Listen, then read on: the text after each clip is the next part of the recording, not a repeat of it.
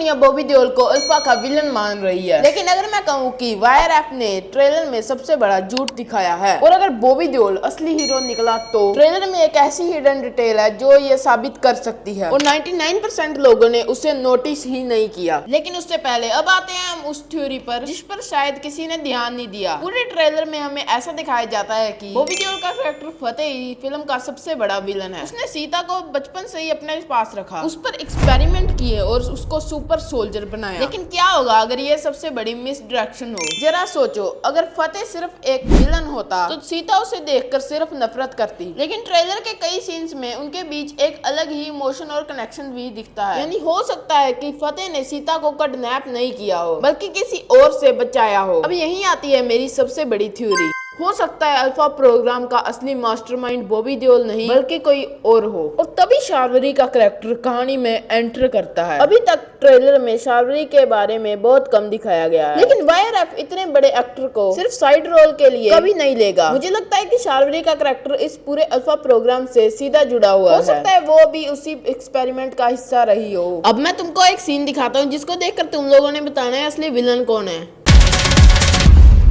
Comment box में villain का नाम लिख दिया, जाकर देख लो और पार्ट 1 देखना बिल्कुल मत भूलना। सब्सक्राइब।